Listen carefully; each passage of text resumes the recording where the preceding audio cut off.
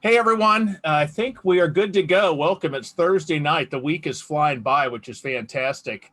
I got to kill one thing on noise on this one. I'm trying a couple things learning. Um, but anyways, welcome everyone to Getting Back to Zero. It is Thursday night panel night. I have some new questions and some new guests from everyone, which is going to be really looking forward to. It's going to be a lot of fun. This has been a really good week. There was a lot going on. We have we actually started a YouTube page or site or whatever that if you guys want to get on and subscribe. But all these videos, I'm starting to figure out how to do it. I think we're going to be able to even go live to YouTube, but all the videos will be put on YouTube so we can share them with others. It's going to open a lot of good doors. So we've got a lot of stuff lined up this week. Peggy and Ketsia have a fantastic interview on Saturday morning with a gal named Debbie, who's out in my direction, out in Kentucky. Fantastic story of everything she's been through and overcome. That's going to be a lot of fun. And then Sunday night, we have J-Bro. Those of you that know from TLC, she is kind of the start, I guess, the mainstay of Pandemic Sober Squad and has just really touched a lot of lives. Ton of people. So Kathy is going to be interviewing her Sunday evening at 8 o'clock. So, and then next week, I don't know if you remember last week, we had Erica on last week's panel, who was just a ball of fire, and she was amazing. And we're going to have her on Tuesday night to kind of tell her story. So a lot of really good things coming up. We are going to keep the Thursday night panel thing going on. It makes it a lot of fun for me, and we got some real good feedback, and I think got some more questions in. So I am going to just bring people in right now, and I am going to bring Charissa in first. I am going to bring our newest member, Bridget, in, and I'm going to bring Kate, who y'all know. She's joining us this morning, and David is having some issues with his phone or his camera. I'm hoping he's there, but we'll see when he gets in. So Charissa, how you doing? I'm doing really good. I'm doing really good. Thanks for having me. Oh, this is great. I appreciate you coming on. How's your week going? Anything to report? Highs, lows, struggles, triumphs, victories? I turned 47 today. Is that a victory or a yes, that is. That's awesome. Absolute victory. You know, I was buying a cheap carpet at a dollar store the other day just to make for a driving range, just so I could something for my backyard. And I saw those little party favor balloon things that you blow and they scream. I think they're called squawkers. And I almost bought some just for birthdays, and so I put them back though. But I don't know. I saw I'm going to just get yelled at by my wife for having those things, and they're going to tick everyone off. So Bridget is our newest from California. How you doing, Bridget? I'm doing well, Jeff. Thank you for having me. How are you? Good. So Bridget, real quick, what is your sobriety journey? I know you came recommended from Katie and a couple other people that have been on. Yeah, so I work with I mentor Katie and Erica. So I work with them regularly. And so my recovery journey is I got sober July 9th, 1994. Oh, okay, fantastic. And I also hit the rooms 2 years prior to that with because of my codependency. I hit my bottom first with codependency, and 2 years later is when I went through the other rooms and made it into the process of getting sober and clean. So well, we would like to have you back on and tell your story. Awesome. One thing, the codependency, I still don't even understand what that is. I get confused all the time on it. So that would be, I think, a great topic. I also want to, we had Kevin on this week, and I want to even further about the other side of the fence, as I called it, with recovery, but people either from like the Al-Anon or just people that aren't on the struggling themselves, but maybe are living with someone that's struggling, and how we can get the help with those for people that maybe don't want to do it. And I'll even now we'll start this, Bridget. This was just because you brought it up, I'm going to throw you to the wolves first. A question we kind of had last week that I liked, but I've been asked a couple times, but people that have a spouse that, two things. One, maybe doesn't support them, or maybe doesn't think that they need to go into recovery. So, and I can just tell from myself, I wanted my wife to drink when I was drinking, because it gave me the out. It gave me the freedom to drink away. She couldn't smell it on my breath, and then hopefully she didn't notice I was slurring, because I wanted her to drink as much too. That was a selfish thing when I was pouring her another glass of wine. Now, she's not an alcoholic. She doesn't have a drinking problem, but I sure tried when I was drinking to get her to do this much. So let's start with that. Having maybe a spouse that doesn't support us because they don't want to stop drinking themselves, or that doesn't believe the severity of our problem. What are your thoughts on that? That's a real challenging aspect of the disease. And what happens is, no matter what, even if they don't support it, I have found on my journey that you need to do what's best for you regardless, because just as much as drinking is a deadly disease, so is the codependency. And a lot of people don't address that, but it's just as fatal. And so I needed to want the sobriety and to get clean so much that it didn't matter whether or not the partner was supportive of it or not. Because when I was in a relationship and they were not in recovery, when I was ripping and running, they call it, it was misery loves company. We were either each other's best friends or each other's worst enemies straight from hell. And it's kind of, the fight was on, the drama was on, and pretty soon, I've seen many success stories with people where their partner did not get into recovery, but had to kind of mind their own business, and no matter what. So some relationships do make it through it. And then there's some relationships in recovery where their spouses do still drink, but we learn how to love them, whether they're recovered or not. And sometimes people just flat out outgrow each other. For my situation in the past, I'm no longer with my daughter's father. And I did remarry once I got into recovery. And when my husband's in long-term recovery also, and he loves to share, prior to us meeting, we were in that nightmare relationship, just beating the crap out of other people. It's like, it's what we did. And so some relationships survive and some don't. But with drinking or doing drugs, it's like Russian roulette anyway. And so I just was fortunate and found the rooms. Kate, I didn't get a chance to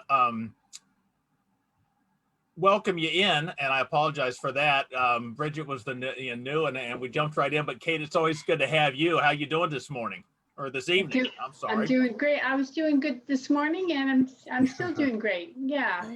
I'm in a dark room, so I'm lost on the time right now. But so what are your thoughts on that? Anything with a spouse or a loved one that maybe doesn't support us? Yeah, I think one of the things that I learned in AA was, don't let anything come before your sobriety.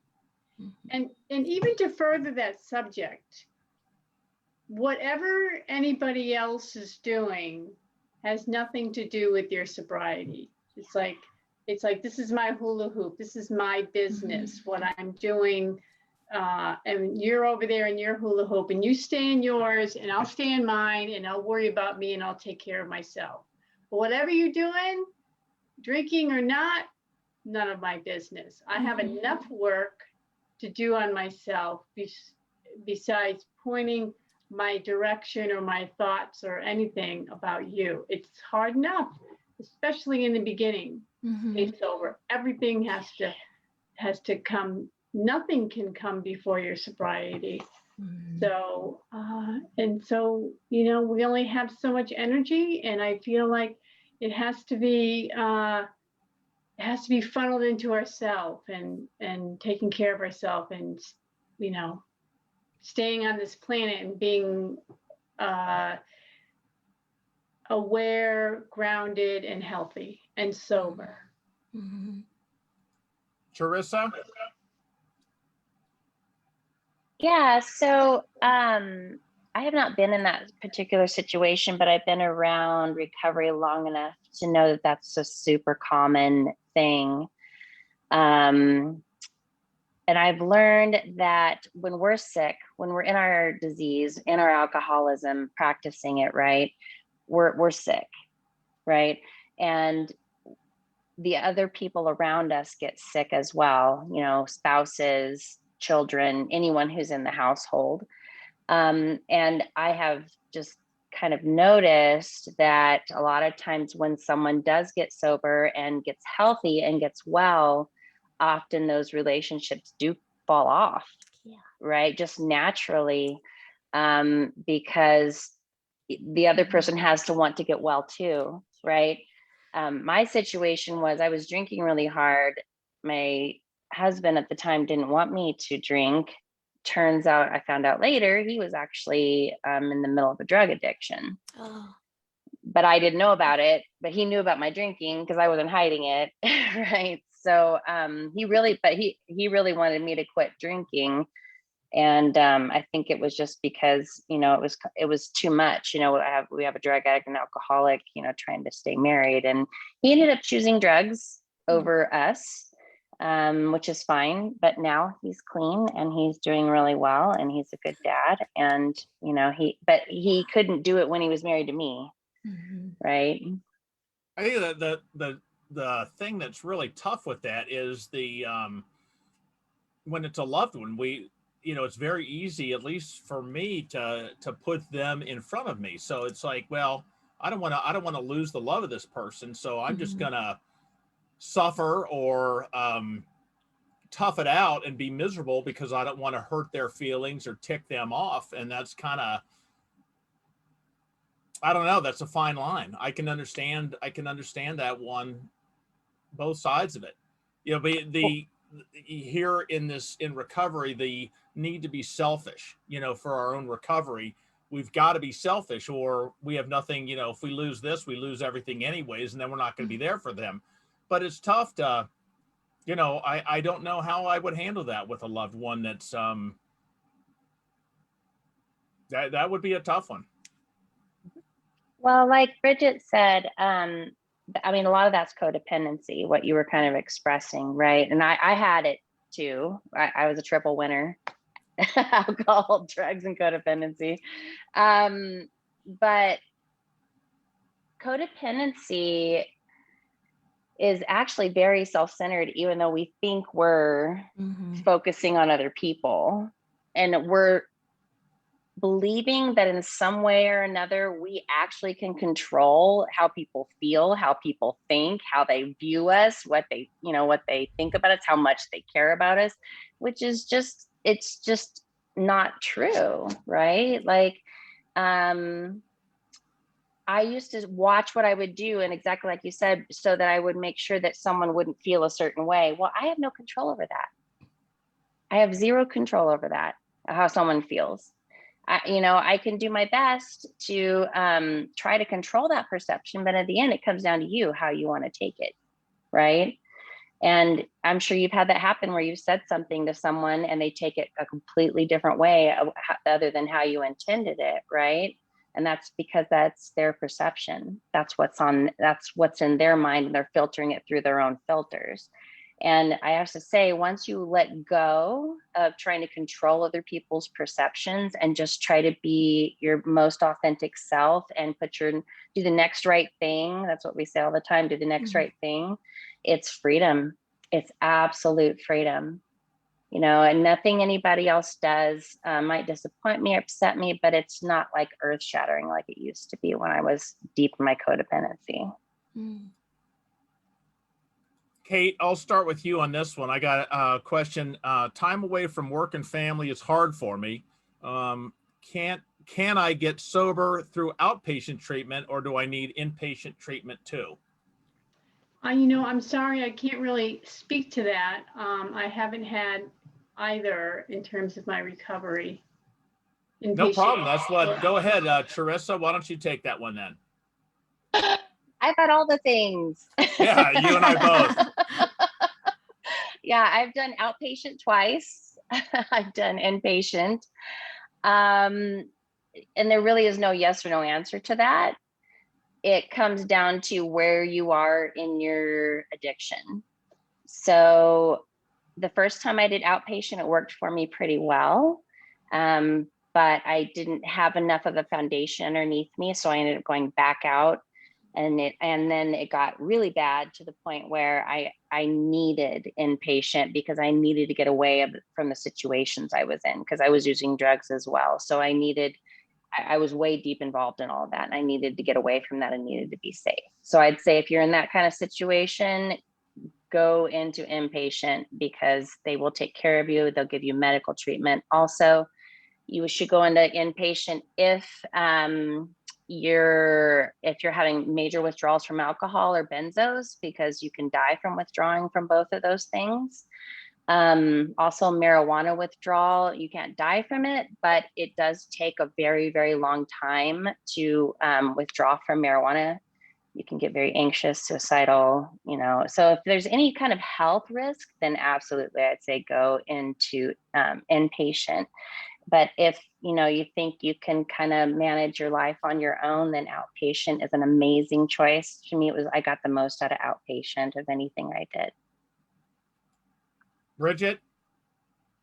I'm like with Kate, it wasn't my experience, yet I do know many successful stories like Carissa had. So I would definitely, what feels right and what is suggested with guidance, I would go in that direction. Yeah, it's not yeah. Oh, go ahead. No, it's my first off, back to what Trista was saying about the the treatment.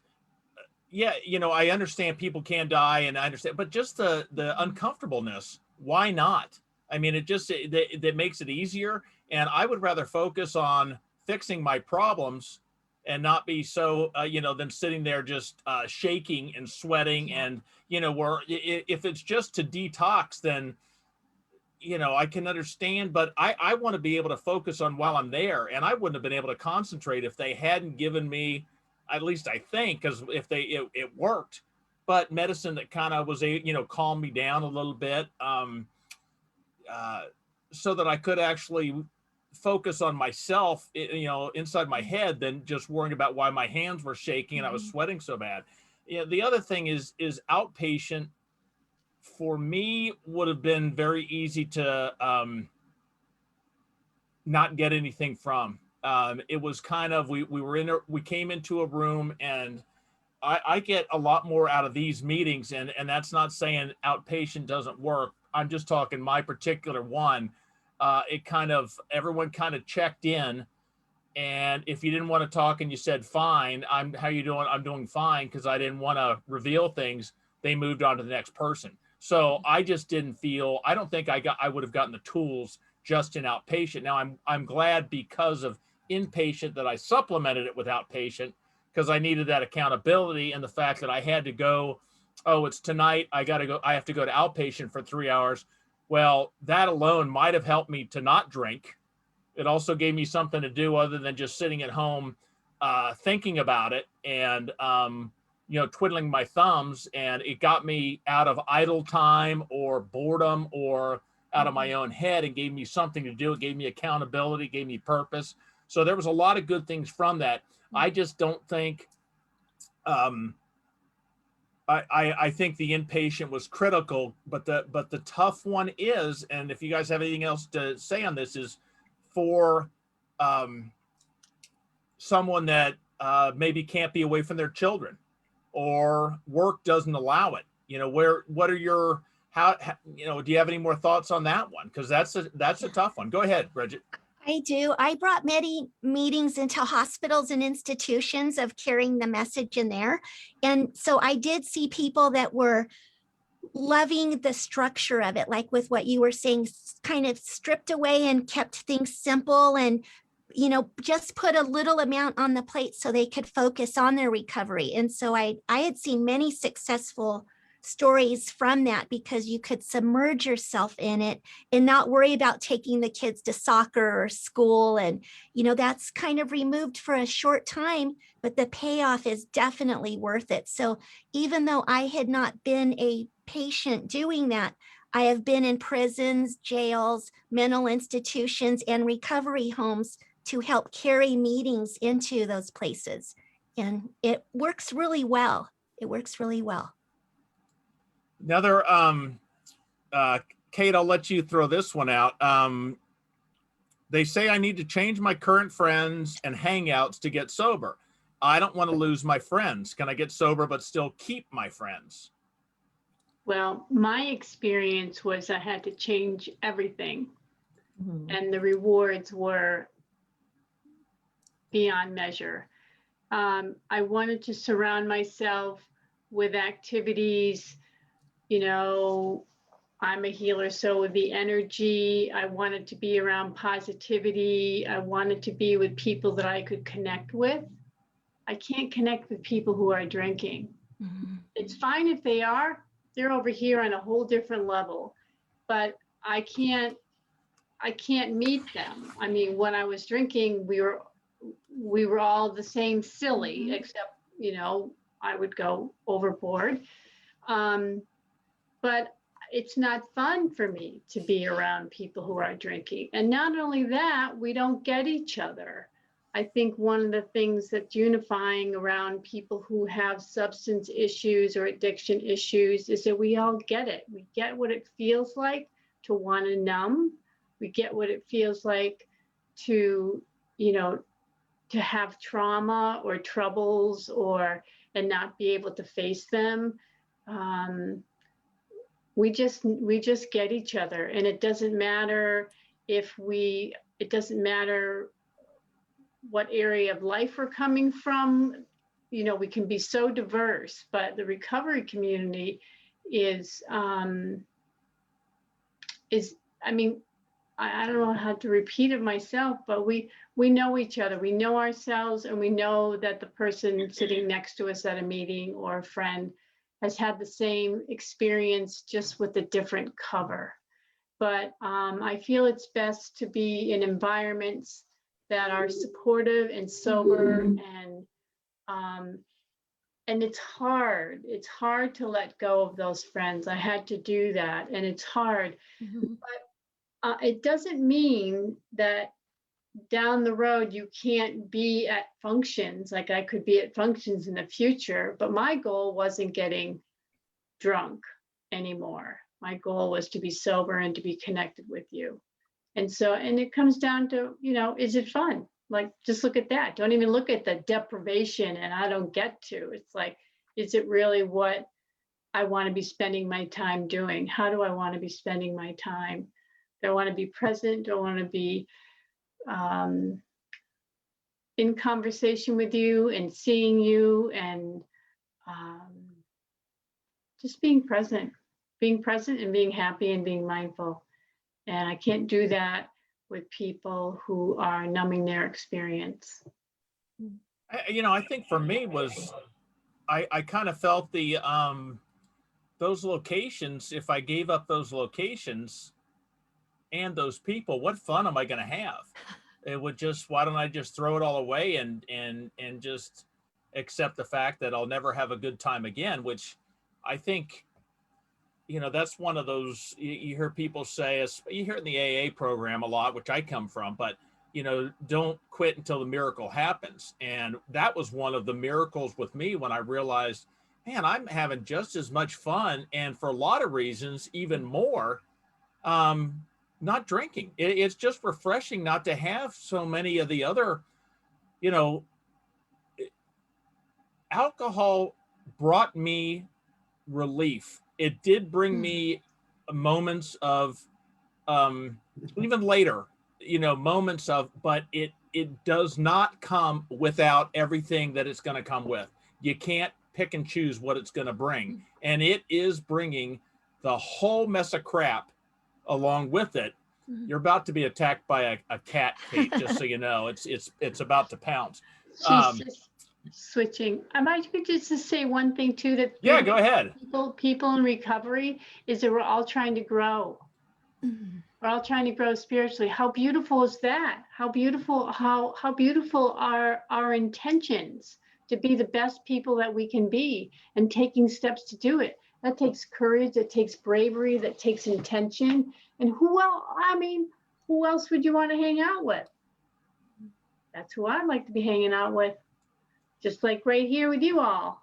Yeah. Well, that's someone had said, I don't know what it was about their friends being boring.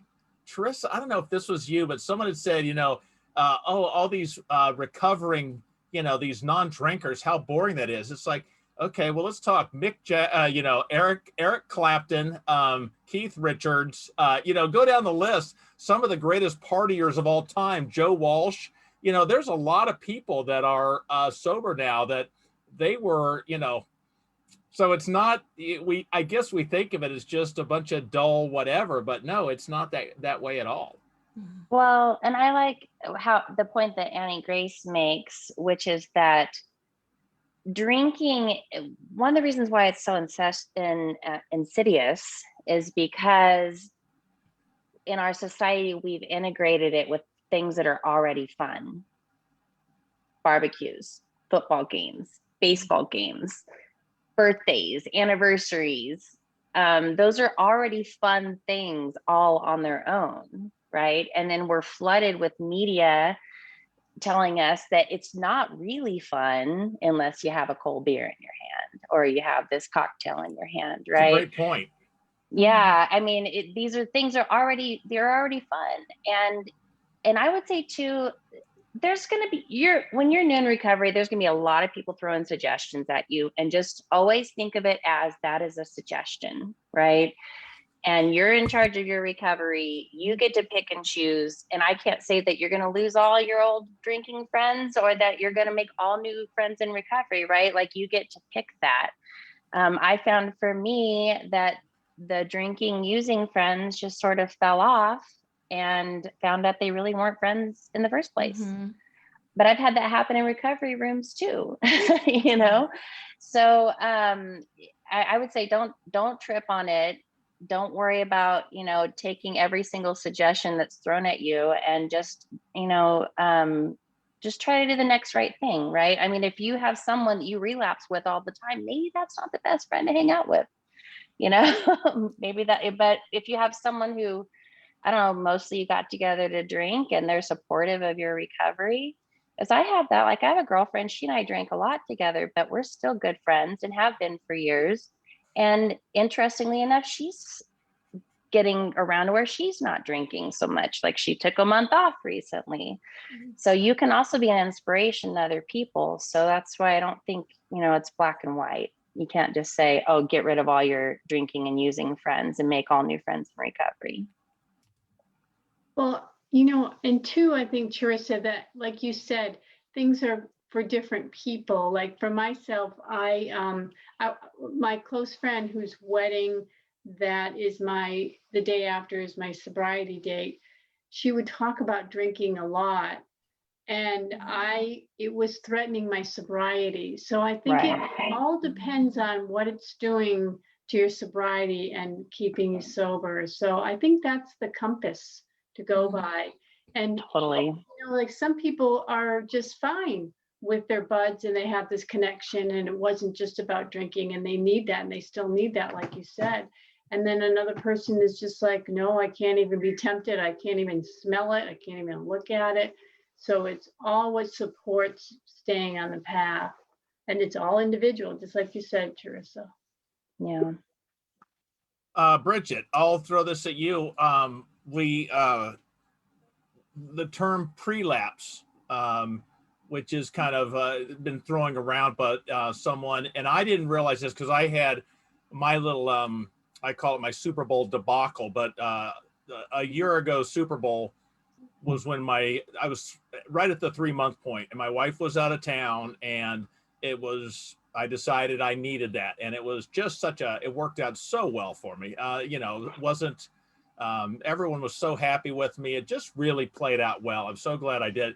But it actually worked out. There was what I learned from it and how I took a negative into a positive. I'm very proud of myself. So it really, I did benefit, even though it cost a lot.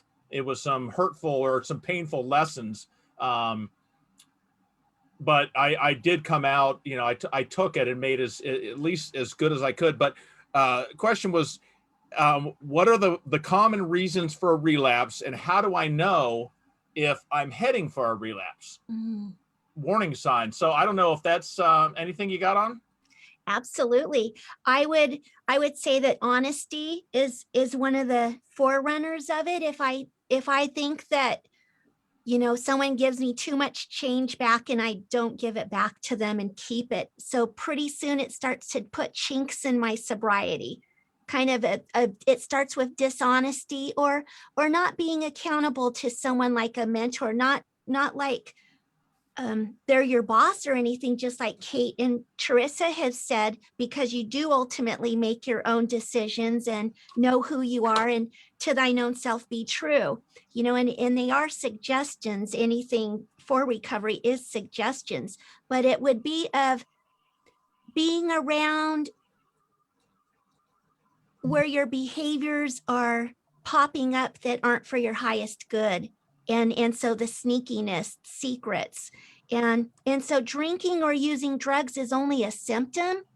And in recovery, we learn to see that driving force behind us of behaviors that no longer serve us. So even if it's a little white lie, you know, we learn that we could go back and say, well, I wasn't being honest with saying that. Here's what the truth is. Here's your change. You know, you gave me too much change, because if you never know what will take you out, is what I've been told. And I do believe that. I do believe that, because before recovery, most of us were liars, cheats, and thieves.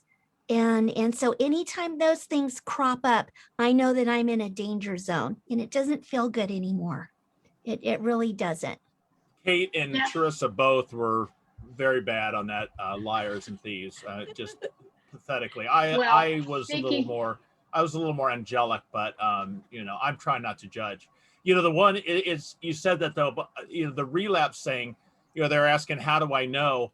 I didn't know at the time, but looking back, I probably knew that I was heading for a relapse. Looking back, there was a lot of signs. Mm-hmm. And I think that's what, you know, this person, and that's a great point, the honesty thing, because mm-hmm. I have to be honest with myself. And I think I was lying to all of you, saying, no, I feel great when I was heading for my little relapse. And I might have been actually saying the exact same thing to myself. Yeah, too. And I think your attitude is what that Bridget is speaking to, even on an even more global level. Like, what am I thinking? Am I thinking negative thoughts? Am I talking about you? Am I disparaging my recovery group? Am I not feeling connected? Am I saying, you know, not kind of gossiping, but like blaming people, like, oh, you know, you all people in this meeting, you're all like this, and like not going to your recovery meetings anymore. So I think it's, and not staying connected with people, not going to your meetings. And mm-hmm. I forgot what the other one thing that I said was, but all those tools in your toolbox, if you're starting not to use them and you're slipping away. I've seen a friend who had 30 years sober. She's been struggling for 2 years. Wow. 2 years. And she just got sober again a month ago. No, it was 2 weeks ago. Wow. That's something that you know, I got you know, almost a year and a half in recovery, but especially as a new person, 30 years. No, you got it. You know, you've got this thing mastered, and that's what's just crazy about it. I mean, I'm starting to understand that now that you don't. We're all one day away. We're all a tragedy in our life, a bad day at work, who knows what, away from, you know, it's not so much the temptation to drink, it's the situations unable to handle what happens to us in life that leads us to, I've got to cope with this some way, somehow, and I'm not coping with it well enough myself. I need something else. I mean, where it's that strong, you were saying, you know what, I got to drink. So that's what that coping skills and learning to handle situations, that's what I'm really trying to work on. Oh, and I think like, because that story that Kate just told about her friend, and I've heard that before, it could be very discouraging to someone who's new, right? To hear that. But what I've learned is it's not the quantity of sobriety you have, it's the quality. And what Bridget was saying is so on point, because the reason why I chose to be sober was because I couldn't love myself doing and being the way I was when I was in my addiction. And if I keep that extra change, that is going to eat at me, and I'm going to start to feel bad about myself and love myself a little bit less, right? And for me, it's just a slippery slope into, well, I'm just a piece of garbage, let's get smashed, you know? And so you do have to be really careful about that. Or another pitfall I've fallen into that has been mentioned yet is thinking I've got it. I've got this. I got this. I'm good. I know all the stuff. I mean, trust me, I'm an encyclopedia of recovery stuff. That has not kept me sober. And I felt like it's like a false sense of security around it. And relapse is not even the worst thing that can happen, right? Like, so what, Jeff, you relapsed on Super Bowl Sunday. You came right back, right? You came right back, you jumped right back in there, you told on yourself, you said what happened, and now it's just part of your journey. You know, I mean, there's a lot worse consequences around drinking and using than a relapse, a slip, you know. And that's one thing I think that I've seen people who are successful is that they always get back up and they always try again. Bridget, what is the I guess reasons for relapse that you hear too? Because the one I always hear is, I stopped going to meetings. Well, there are people that go to meetings, and you hear people say the meetings are driving me to drink because it's the you know, I think it's the wrong one, the wrong meeting. Could be a lot of that. But what are some of the other relapse or reasons that you're seeing, or you got longer time, that people do fall down that slope? You're right, with a lack of going to meetings, that's cutting off that support group. And one of the major things is also, a lot of times what happens is from surgeries, from prescription drugs. I myself, right prior to COVID last year, I was in a major accident and broke my knee in 16 places. And I was bedridden and in a wheelchair, and then had to learn how to walk all over again. And for the first time in my sobriety, I was literally paralyzed with fear of the pain meds that it would take me out, because I had seen so many, like Kate had said, so many old timers, long time sobriety people, or clean time that became addicted to prescriptions. Sometimes it's not picking up a drink again. A lot of times it will start from a surgery. And I was hanging on for dear life for my sobriety. Luckily, I made it through because I was accountable. I reached out. I told people how scared I was. I was honest with it. My husband was very much in control of having me write things down, you know, and what time it was in moderation. So I never knew where, first of all, I couldn't get to the stuff. And that wasn't my thing. You know, when I was out there, I loved alcohol and I loved the stuff that takes you up. I was never a person who loved prescriptions but I'll tell you, I was horrified, and I was very honest, and I could not wait to get through the other side of that. I was blown away at how the medical field wanted to, here, you got enough of that, you need more, you need some. I'm like, I've got plenty. I was so scared that they even said, if you don't take this, your knee is not going to heal.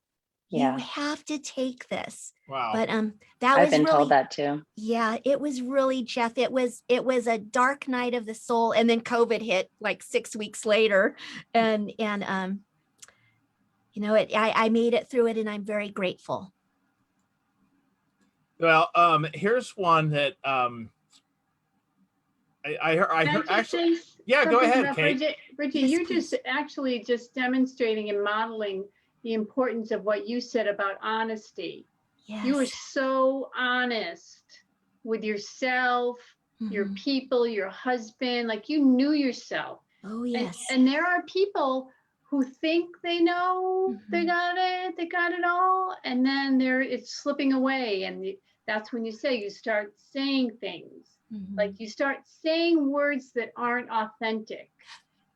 And then you have the drugs or you whatever, you know, like we all know the things to say. And if we're not being truthful, I can see how easy it might be to say, oh man, did that feel good? When am I going to get my next one? Right. Well, and it doesn't even have to be a substance, right? If we're not addressing the emotional sobriety, right, the reason why we want to escape, it could be anything. It could be gambling, it could be sex, it could be relationships, it could be sugar, it could be attention, it could be, you know, all kinds of things. And so for me, like when I start to feel those impulses come on, I say, but I'm creating a life I don't want to escape from anymore. I'm creating a life I don't want to escape from. And it did not just boom, right, you know, someone waved a magic wand and it happened. It's come through meditation and coming to meetings and talking with people like all of you, and being honest and being accountable, and calling myself out, right? Because our brains are very tricky. It's like you got this toddler in the back seat that wants to crash the car, you know. Yeah. When that toddler gets too loud and too cranky or whatever, I have to call Kate and be like, Kate, help me, my toddler's out of control. Yeah. You know, and it gets us out of our own head. You know, Teresa, that is the truth. That is so, it's beyond a 12 step, what you're talking about. It's like really going deep and looking at the cause. Like you're so right on. And that's really, really hard work. I mean, AA is terrific in the foundation, but what I've learned from TLC and from the leaders is going a little bit deeper. Like you're saying, like, what is behind, what do I need? What am I trying to address? What is that bringing to me? And I just want to put a plug in for Glennon Doyle's most recent podcast on addiction. Unbelievable. And she says, the sister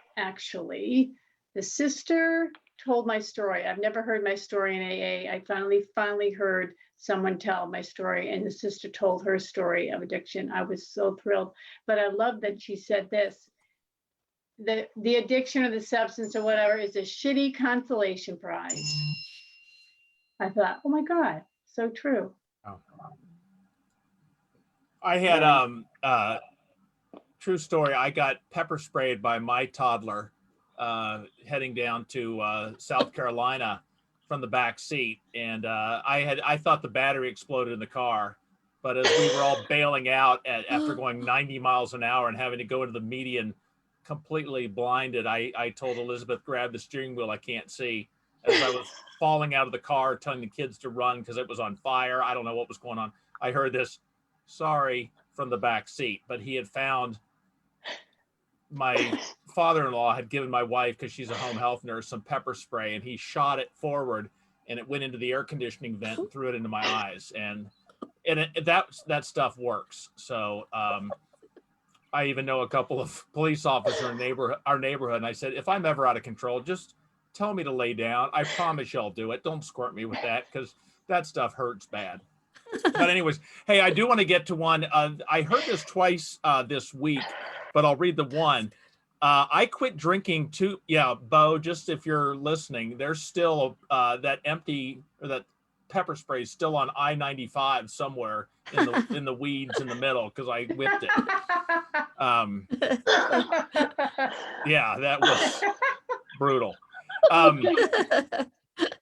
I quit drinking 2 months ago, and I find I am very short-tempered and quick to lose my temper. I never acted like this before. When will I return to feeling a happy person? But I've heard that. I heard that in a second one, just with whether it's a spouse or kids. You know, people were quick to snap, and I think, you know, that might be earlier in sobriety, but for me, because I caught myself in the last month, and it was a lot of reasons, and I've really talked it with some people, and it seems to get a lot better, but I've just been kind of in a pissing mood, and I've been quick to snap at on the road of people, you know, cutting me off or being rude in a store or anything. I was quick to lose my temper, and thankfully I realized there was a flag there and I need to address it. But, you know, this is someone that, you know, again, quit drinking 2 months ago, very quick to lose my temper. I never acted like this before. What can we do about it? Well, first of all, our brain chemistry doesn't go back to normal until around 90 days of stopping heavy drinking. So that means you're not sleeping very well. And before, when you were sleeping, it was a pass out sleep, which was a false sleep. And our brains were flooding themselves with cortisol to counterbalance the depressants and the alcohol. And that's why you wake up at 3, 4 in the morning and you're wide awake and you're hating life and you're hungover and you can't go back to sleep. So I know for me, a lot of the reason why I started drinking in the first place was because I was trying that codependency again. I was trying to take care of everybody else and not taking care of Charissa. So once I started taking care of myself, which if I'm snapping at people or I'm being testy, then there's something I'm not doing for myself that I need to be doing. Whether it be, sometimes I just need to be creative, right? Sometimes I need to get a coloring book and just start coloring. Sometimes I need to get more sleep. Sometimes I need to drink more water. Sometimes I need a hot bath. Sometimes I'm overcommitting myself and I'm stretched too thin.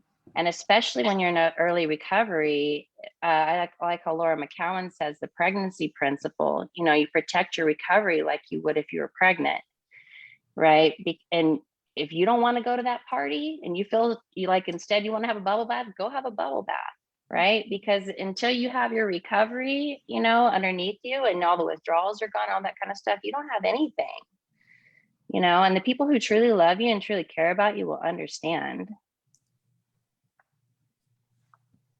Bridget? Yes, one thing that helped me a lot, I could really identify with that. And so one of the tools that helped me was HALT, and it's an acronym for hungry, angry, lonely, or tired. So if anything was out of balance with those, then it would throw me off track. And oftentimes we think, oh, I ate something, but if we really check in, it was maybe coffee and a donut, you know, it's not really too nourishing. So I had to learn how to make sure that I wasn't just eating sugary things and drinking coffee and then expecting to be in a balanced mood, because that would throw me off course too. Not that that stuff's bad, but when my gauge is off, normally it's one of those 4 things that I'm lacking. And we learn the rhythm of it. We learn after a while, and it takes practice, and you know, it's a different way of life, and it's something completely opposite of what we're used to. So I just kind of encourage that too. And I love what Charissa was saying about the sleep patterns and all of that. It's learning to be a new version of you. This is something completely different, never done before. Yeah. Well, not only that, but we neglect our health when we're drinking, right? So who knows, you could have a hormone imbalance. You could have a thyroid problem. You could have all kinds of issues that are, you know, causing you problems. So I would say, you know, definitely go get checked out by a doctor and share how you're feeling, and water, like all the water. because alcohol is so dehydrating. Our cells are starving for water when we first get sober. Yeah, that was. Too, That, I go ahead, Kate. Oh, there's an emotional component. Kristen Neff, Kristin Neff, is a PhD and researcher and has written a couple of books on self-compassion.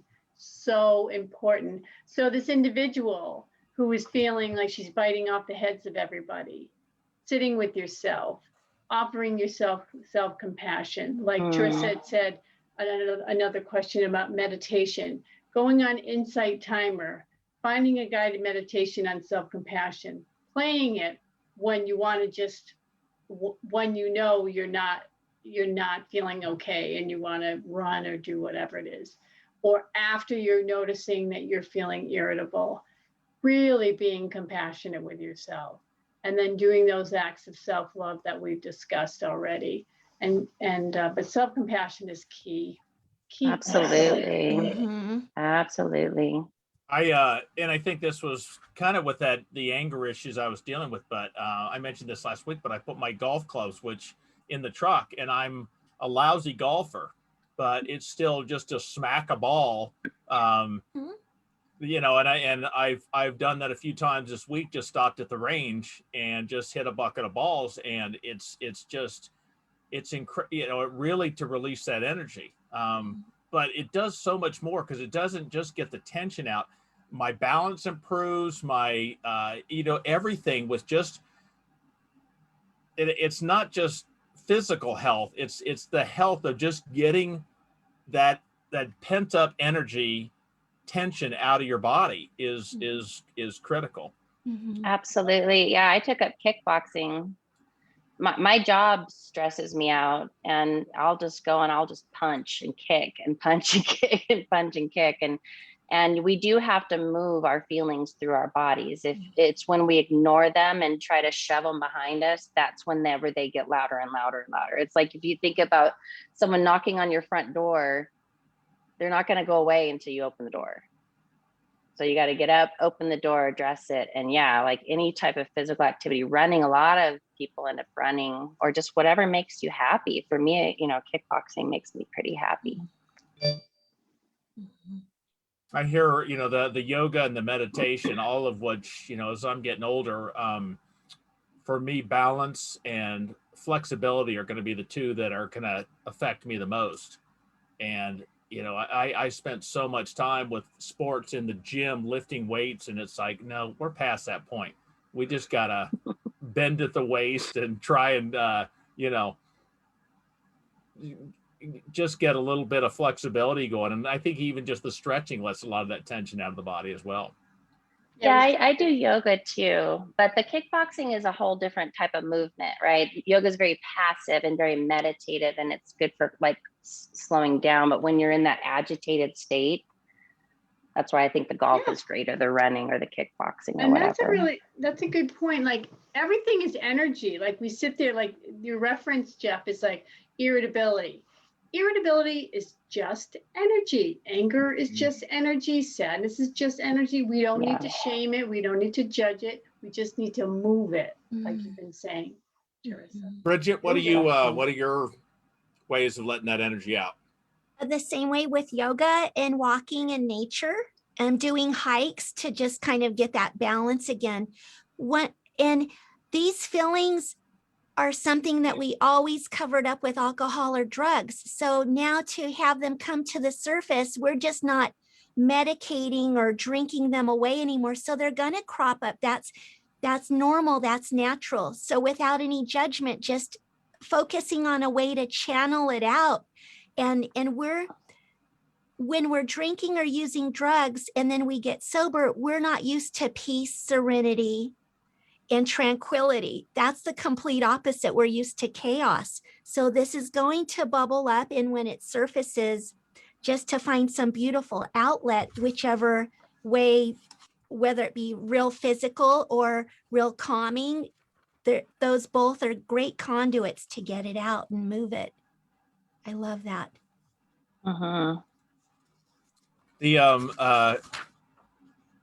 Teresa, I'll throw this one at you. Someone asked, what is the square root of 328? And I have to ask my son, who's a Okay, math whiz. that's okay. Right. Math is not my friend. Mine neither. I know. I agree. Neither. We I just could have ask Siri. yeah, exactly. I, That's the truth. So I'll just wrap up with this one. Favorite books or podcasts? And I guess I think the question though was asked someone that's newer. So I think this is maybe geared to someone that's new in sobriety or recovery. What do you guys recommend? What are some of your favorites? Jeff, what about, Living Sober? You can get it on Amazon. Get the blue copy, not the yellow. They say the yellow is the most recent. It's not. It's only like $10. Very small little chapters with practical things to do. It'll keep you sober. There you go, Jeff. There you go. Got to find the right light angle, but yeah, that's it. And This was actually, I took Kate's recommendation. I love that one. It's got very easy to read chapters that really are practical day-to-day things.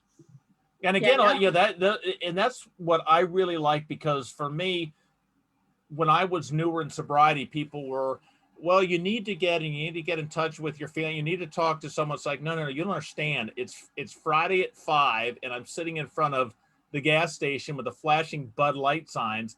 I need to get through the next 5 minutes. Well, you need to go. No, I don't have time to give me a tool to survive the next 5 minutes. So, I realized like a lot of the tools of working on my up here, fixing this are important. But initially it was like, I don't have time for that. I got to just, I need to I got to drive through this intersection without stopping. So those are the kind of tools that were very, at least initially I was looking at. It was more, not quick fix, but more emergency survival tools. And we're going to kind of put on this group that toolkit together of what people have. There are some, whether it's apps or books or ideas, but things to have ready. And I think the number one, the best thing I've ever read is my contact list in my phone. Okay. That was the best thing. That was the best reading I had, was who can I call right now? That's Absolutely. What got me through the toughest times. And even do it when it first is an inkling, when you're brand new in sobriety, right? Don't wait until it's screaming at you. You have to do it right when it pops in your head. Hey, I'm all alone. A drink sounds good. Oh, nope. Pick up the phone and call somebody. And I can't recommend Annie Grace enough. She has a podcast and books and a program and Instagram and all the things. Like, I geek out on all the science around it. It really helped me understand a lot of it. And it helped get rid of the shame, because I realized that anybody could have ended up in my situation if they started drinking to fix their feelings. Anybody. Doesn't matter how much willpower they have or don't have. Anybody could have ended up in my situation. And plus it helped me understand what's going on with my body. But then if you want to get more spiritual things, Oprah and it's not recovery related, but it's very spiritual, is Oprah has those conversations. What is it? Soul Sunday? Yes. Yeah, Soul Sunday. Those are so good and deeply spiritual. And you don't, if you get sick of listening to recovery stuff, you can always do something like that. I've called both of them and asked them to be on the show. Neither of them have returned my calls, but any moment I'm expecting them to call. It's a new moon. It's a new moon. Manifest that, Jeff. Yeah. One thing though that you said that is a key for me is, if I wait until I'm at that moment, it's probably too late. I've got to be proactive. I have to. It's not when I get home and it's Friday and I'm bored that, I need to call someone. At that point, I don't know. It might be too late for me. I've got to say, I'm going to be home tonight and I'm going to be alone. I better call someone now and get the accountability, talking to someone, some ideas. I got to get those things ahead of time versus just waiting until the moment arrives and then hope that I make the right decision. When I first had, when I first got sober, I don't know if it was, I think it was after my first weekend after the Super Bowl debacle. but I was going up to Cleveland. You might have heard the story, but I was going up to do some work, and they had us at a hotel by ourselves. And I know the hotel, it's right across from a mini mart that's got the neon Bud Light sign flashing. Well, a guy that I work with who's in recovery, I called him and I said, hey, I'll be up there for 2 days. What are we doing Monday night? And what are we doing Tuesday night? So before I even got there, I had to have that plan. So, Bridget, what are your books or podcasts or whatever that you recommend? I absolutely, well, I'm going to put it out there because I was highly encouraged to write it myself. And I author a book. It's called How to Get Your Life Back. Oh, And fantastic. it has 25 stories of my friends and of other people with sharing their journey of recovery. And so it was a big dream of mine to do this. And I actually collectively with a community got to pull this off. And I had a vision of applying it with modern day recovery and tools and steps in there to a quick, easy way to get through and just plug in and without any strings attached to it. I'll have to, you'll have to send me, we'll put that up and how to order it and all that stuff. And even have you back on talking about it. So that would be fantastic. So do you have it in front of you? I don't have it here right now. But if you do, I'll make sure. Yeah, I was gonna say, grab it real quick and hold it up if you get a chance. But otherwise, we can send it to me later. We'll put it on the site. That's okay. We'll get it later. Okay. Kate, your favorites? My favorites. Sober Powered is pretty good. It's scientifically based. Let's see what else. I like to listen to Mel Robbins, Abraham Hicks, spiritual, Eckhart Tolle, Pema Chodron. These are all spiritual. Glennon Doyle. Yes. And books. God, I have so many books. I mean, Tris and I were on a call about the 4 Agreements. Awesome book. Yes. Oh, it's a good one. Spacing out right now. There's another book. This is a beautiful, here's one book. I just got it. You can get books on Libris.com. They're all used. Self-Compassion, I just got that one used, Ancient. And this one is beautiful, but you gotta call your bookstore to get it. Love Language. Just simple and beautiful, kind of like Living Sober, but at a very spiritual level.